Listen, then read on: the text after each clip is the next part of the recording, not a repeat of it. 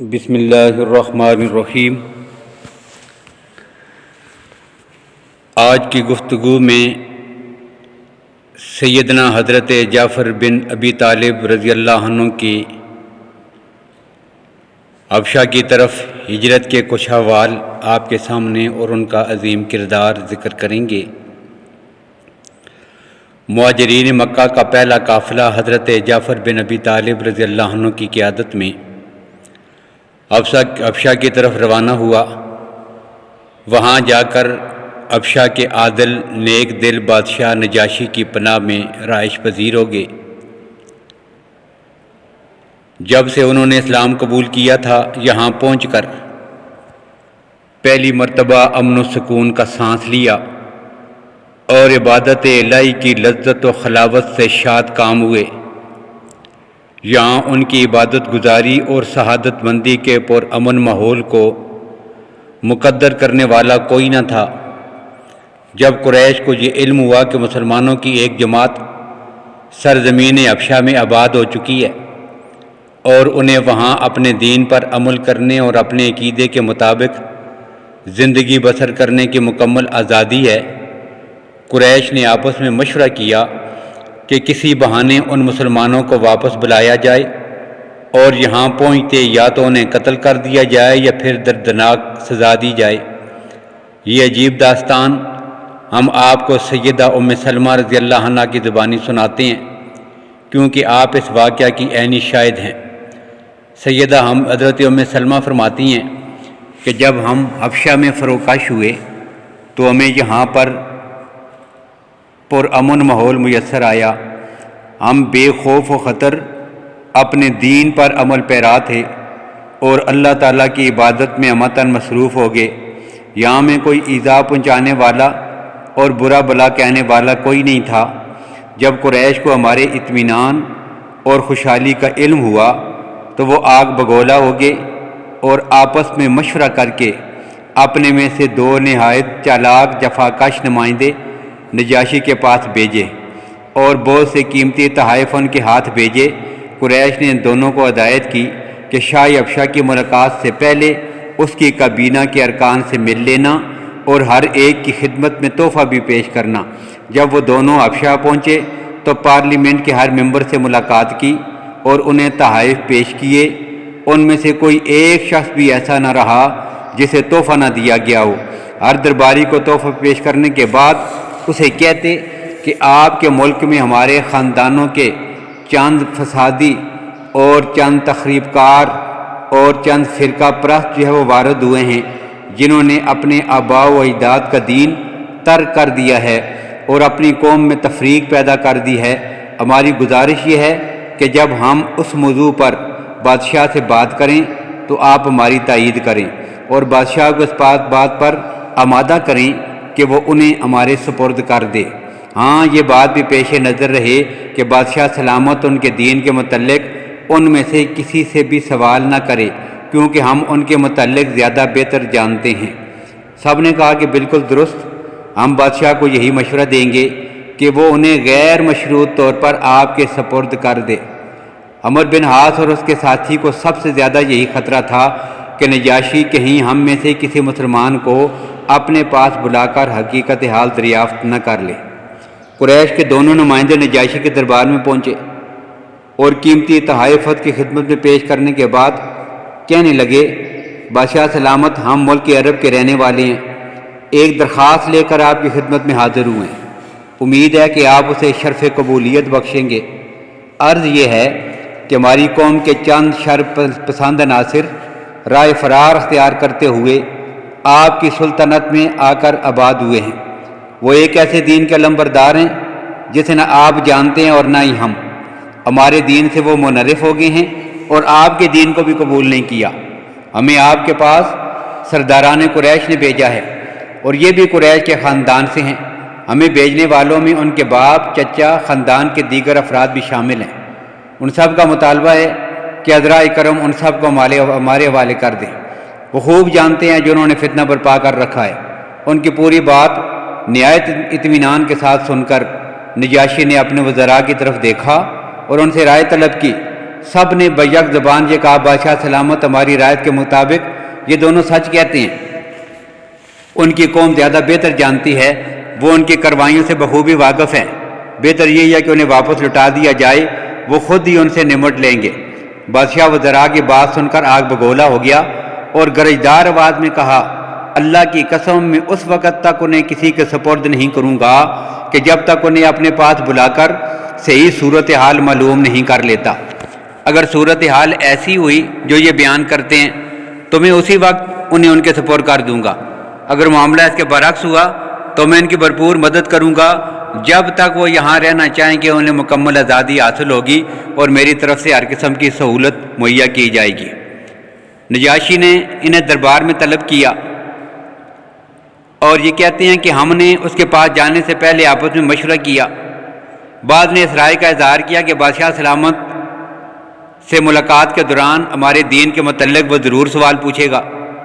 اگر وہ یہ پوچھے کہ تمہیں اپنے ایمان کے مطابق صحیح جواب دینا چاہیے، اور دوسرا فیصلہ یہ ہم نے یہ کیا کہ ہماری طرف سے صرف سیدنا جعفر بن ابی طالب بادشاہ سے بات کریں گے۔ ہم نجاشی کے پاس پہنچے، بہت سے علماء جبہ و دستار پہنے مذہبی کتابیں کھولیں بادشاہ کے دائیں بائیں بیٹھے ہیں۔ ہم نے دیکھا وہاں قریش کے دونوں نمائندے بھی موجود ہیں۔ جب محفل جم گئی تو نجاشی نے ہماری طرف دیکھتے ہوئے سوال کیا یہ کون سا دین ہے جسے تم نے اختیار کر رکھا ہے اور اس کی وجہ سے اپنے آبائی دین کو آپ لوگوں نے ترک کر دیا ہے؟ نہ ہی تم نے میرا دین قبول کیا اور نہ ہی دیگر اقوام کے دین کو تسلیم کیا۔ حضرت جعفر رضی اللہ عنہ 2 قدم آگے بڑھے، فرمایا بادشاہ سلامت ہم جاہل تھے، بتوں کے پجاری تھے، مردار کھاتے تھے، بے حیائی کا ارتکاب کرتے تھے، ظلم و تشدد سے کام لیتے تھے، ہمسایہ سے بدسلوکی سے پیش آتے تھے، ہم میں سے طاقتور کمزور کو ہڑپ کر جاتا تھا، ہم ان جرائم میں ملوث زندگی بسر کر رہے تھے کہ اللہ تعالیٰ نے ہمارے پاس ایک رسول بھیجا جس کی حسب و نسب، صداقت و امانت اور پاک دامنی کو ہم جانتے تھے۔ اس نے ہمیں ایک اللہ کی طرف دعوت دی، ہم اس کی اس توحید کا اقرار کریں، اسی کی عبادت کریں، بتوں کی عبادت سے کنارہ کشی اختیار کریں۔ نیز اس نے ہمیں سچ بولنے، امانت ادا کرنے، صلہ رحمی سے پیش آنے، ہمسایوں سے حسن سلوک کا حکم دیا اور ساتھ ہی بے حیائی، کذب بیانی، یتیموں کا مال کھانے اور جملہ حرام چیزوں سے مکمل طور پر اجتناب کرنے کا حکم دیا۔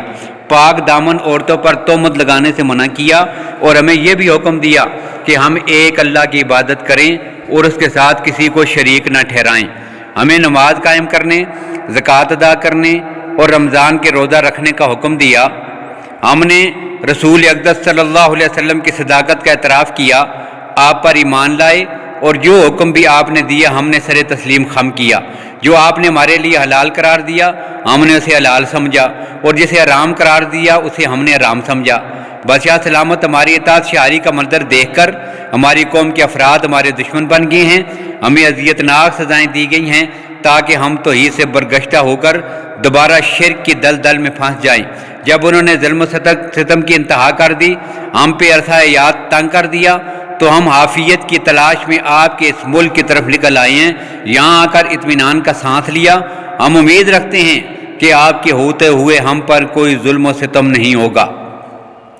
نجاشی حضرت جعفر بن ابی طالب رضی اللہ عنہ کی باتوں سے بہت متاثر ہوا اور کہنے لگا کیا آپ کے پاس ایسا کوئی پیغام ہے جو اللہ کے رسول پر نازل کیا گیا ہو؟ اس نے مطالبہ کیا کہ مجھے یہ کلام پڑھ کر سناؤ، تو حضرت جعفر رضی اللہ عنہ نے سورہ مریم کی ابتدائی آیات کی تلاوت کی۔ جب حضرت جعفر نے سورہ مریم کی ابتدائی آیات انتہائی سوز و گداز سے پڑھی، نجاشی پر ان آیات کا اتنا اثر ہوا کہ وہ زاروں کے تار رونے لگے، ان کے آگے کھلی ہوئی کتابیں آنسوؤں سے تار ہو گئیں، مجلس پہ سناٹا چھا گیا۔ نجاشی کے آنسو خشک ہوئے تو بولا یہ پیغام جو رسول اقدس صلی اللہ علیہ وسلم لے کر آئے ہیں اور وہ پیغام جو حضرت عیسیٰ نے سنایا تھا بالکل اس روشنی کی مانند ہیں جو ایک طاقچے سے پھوٹ رہی ہوں۔ پھر قریش کے دونوں نمائندے کی طرف متوجہ ہو کر کہنے لگا تم میری آنکھوں سے دور ہو جاؤ، اللہ کی قسم میں قطعاً انہیں تمہارے سپرد نہیں کروں گا، یہ جب تک یہاں چاہیں میرے ملک کی آزاد فضاؤں میں زندگی بسر کریں، میں ان کی ہر ممکن خدمت بجا لاؤں گا۔ سیدہ ام سلمہ فرماتی ہیں کہ جب ہم کامیاب و کامران ہو کر نجاشی کے دربار سے نکلے تو عمر بن حاص ہمیں مرعوب کرنے کے لیے دھمکی کے انداز میں کہنے لگا، کل میں نجاشی کے پاس آؤں گا اور مسلمانوں کے متعلق ایسی بات بتاؤں گا جس سے اسے غیظ و غضب کی کوئی انتہا نہ رہے گی، اور دیکھنا کہ وہ انہیں یہاں سے کس طرح بھگاتا ہے۔ اس کے ساتھ ہی عبداللہ بن ابی ربیہ نے کہا، ایسا نہ کرنا، یہ ہمارے رشتہ دار ہیں، کیا ہوا اگر انہوں نے آج ہماری مخالفت کی ہے؟ عمر نے کہا، رہنے دیجیے ان سے اتنی ہمدردی کو، خدا کی قسم میں نجاشی کو ان کے متعلق ایسی ایسی باتیں بتاؤں گا کہ وہ انہیں شام سے پہلے ہی اپنے ملک سے نکل جانے کا حکم صادر کر دے گا۔ بخدا میں اسے بتاؤں گا کہ یہ لوگ عیسیٰ ابن مریم کو بشر مانتے ہیں۔ جب دوسرا دن ہوا تو سیدنا عمر بن عاص نجاشی کے دربار میں حاضر ہو کر کہنے لگا، بادشاہ سلامت، یہ لوگ جنہیں آپ نے یہاں پناہ دے رکھی ہے عیسیٰ علیہ السلام کے متعلق عجیب و غریب نظریہ رکھتے ہیں، ان کو بلائیں، پوچھیں کہ عیسیٰ ابن مریم کے متعلق ان کا نظریہ کیا ہے۔ حضرت ام سلمہ بیان کرتی ہیں، دوسرے روز جب ہمیں بلایا گیا تو ہم گھبرا گئے، آپس میں مشورہ کیا کہ اگر نجاشی نے عیسیٰ علیہ السلام کے متعلق ہم سے سوال کیا تو کیا جواب دیں گے۔ ہم سب نے یہ فیصلہ کیا کہ ہم اس سلسلے میں وہی کچھ کہیں گے کہ جو اس کے متعلق اللہ تعالیٰ نے ارشاد فرمایا ہے، اور اس موقف سے ایک انچ بھی ادھر ادھر نہیں ہوں گے جو ہمارے پیارے نبی حضرت محمد صلی اللہ علیہ وسلم نے بیان کیا ہے۔ اس حق گوئی کی بنا پر ہم پر جو افتاد بھی پڑتی ہے پڑے، کوئی پرواہ نہیں۔ اس بار بھی جب ہم نجاشی کے پاس پہنچے تو درباری علماء پہلی کی طرح اس کے دائیں بائیں بادب انداز میں بیٹھے ہوئے تھے۔ وہاں قریش کے دونوں نمائندے بھی موجود تھے۔ نجاشی نے ہمیں دیکھتے فوراً یہ سوال کیا، مجھے یہ بتاؤ عیسیٰ ابن مریم کے متعلق تمہاری کیا رائے ہے؟ حضرت جعفر بن ابی طالب نے کہا، حضرت عیسیٰ کے متعلق وہی رائے ہے جو ہمارے نبی حضرت محمد صلی اللہ علیہ وسلم نے بتائی ہے۔ نجاشی نے پوچھا، وہ کیا ہے؟ تو حضرت جعفر نے بتایا، انہوں نے ہمیں بتایا ہے کہ عیسیٰ اللہ تعالیٰ کے بندے اور اس کے رسول ہیں، روح اللہ ہیں اور خدا تعالیٰ کا وہ کلمہ ہے کہ جو پاک دامن مریم کی طرف القاء کیا گیا ہے۔ نجاشی نے جب حضرت جعفر کی مکمل بات سنی تو جوش سے زمین پر ہاتھ دے کر مار کر کہنے لگا، اللہ کی قسم، بالکل عیسیٰ وہی کچھ ہیں جو آپ کے نبی حضرت محمد صلی اللہ علیہ وسلم نے بیان فرمایا ہے۔ درباری علماء نے جب یہ صورتحال دیکھی تو حیران و ششدر رہ گئے اور پریشانی کے عالم میں اپنی ناک کھجلانے لگے۔ نجاشی نے ان کی خفت اور پشیمانی کو بانپ لیا، فرمایا، سن لو، یہ میرا فیصلہ ہے، یہ مسلمان بالکل سچے ہیں، آج سے یہ میرے قابل قدر مہمان ہیں۔ پھر ہماری طرف متوجہ ہو کر کہا، آج سے تم ہمارے سرکاری مہمان ہو، جو تمہیں گالی دے گا نقصان اٹھائے گا، جو تمہیں کوئی گزن پہنچائے گا اسے سخت ترین سزا دی جائے گی۔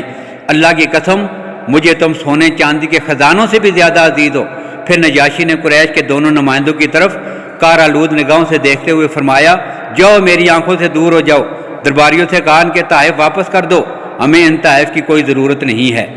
حضرت ام سلمہ بیان کرتی ہیں کہ عمر بن حاص اور عبداللہ بن ابی ربیہ وہاں بڑے پریشان اور بے آبرو ہو کر نجاشی کے دربار سے نکلے اور ہمیں ہر طرح کی سہولت میسر آئی، نہایت وقار اور عزت کی زندگی بسر ہونے لگی۔ تو یہ کردار تھا ہجرت حبشہ کے موقع پر سیدنا جعفر بن ابی طالب رضی اللہ تعالیٰ عنہ کا۔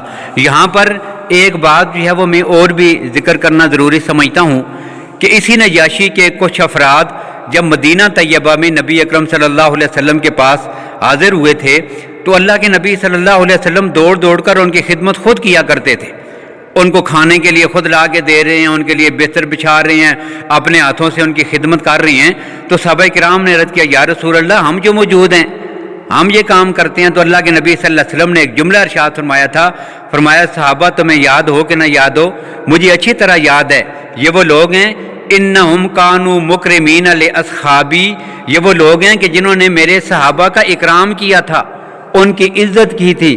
آج محمد کا دل یہ چاہتا ہے کہ اپنے ہاتھوں سے صحابہ کا اکرام اور عزت کرنے والوں کو ان کا بدلہ جو ہے وہ لوٹا دے۔ اس لیے یہ بھی معلوم ہوا کہ کہ جو لوگ صحابہ کرام رضی اللہ تعالیٰ عنہم کی عزت اور ناموس کی بات کرتے ہیں، ان کی عزت اور ناموس کی جنگ لڑتے ہیں، اس کا دفاع کرتے ہیں، انشاءاللہ العزیز کل میدان محشر میں اللہ کے نبی صلی اللہ علیہ وسلم سے اللہ کے نبی صلی اللہ علیہ وسلم اپنے ہاتھوں سے ایسے لوگوں کو بدلہ عطا فرمائیں گے۔ اللہ تعالیٰ ہمیں قیامت کے دن اپنے نبی صلی اللہ علیہ وسلم کی شفاعت اور صحابہ کرام کی معیت نصیب فرمائیں۔ وما علینا الا البلاغ۔